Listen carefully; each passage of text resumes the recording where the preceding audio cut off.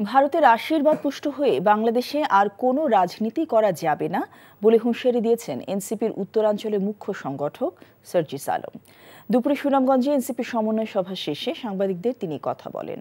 Fascist Awami লীগের অংশগ্রহণে এদেশে আর কোনো নির্বাচন হবে না উল্লেখ করে সার্জিস বলেন, দল হিসেবে আওয়ামী লীগের কার্যক্রম নিষিদ্ধ হয়েছে এবং তা বহাল থাকবে।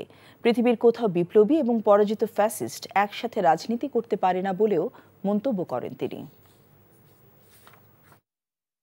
শুধু বিএনপিকে নয়, পুরো বাংলাদেশে যারা আগামীতে রাজনীতি করতে চান, আমরা স্পষ্ট করে বলি, ভারতীয় আধিপত্যবাদের অধীনে বাংলাদেশে আর কোনো রাজনীতি চলবে না। এক, ভারতের আশীর্বাদ পুষ্ট হয়ে বাংলাদেশে কেউ ক্ষমতা আসতে পারবে না। আজকে থেকে 2 বছর আগে বিএনপি জামায়াত ইসলামকে নিয়ে এভাবে আওয়ামী লীগ টিটকারি করতো, ছোট করতো। যারাই করেছে তাদের পরিণতি আগামীর বাংলাদেশের রাজনীতিতে ভালো হবে না।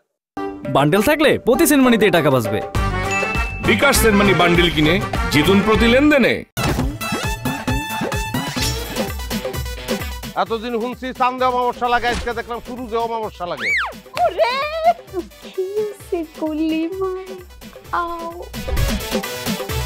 আপনার নামটা?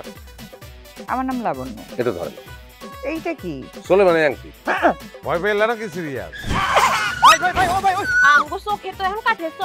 দুটা খেজুর কাটা নিয়ে চক্ষু দুইটা উঠানো হইলে আমারে দান করে দিন। কারো পৌষ মাস আর কারো সর্বনাশ। নাই রে নাই, আমার বাপে নাই। এই হারামজাদা, হাতে কি গ্রামের মাসে তোর আটকা জলিল কর। আমার ঘরে 3-3টা বউ এতিম হয়ে যেতাম। বস্তালা আবার ঢুকা। এই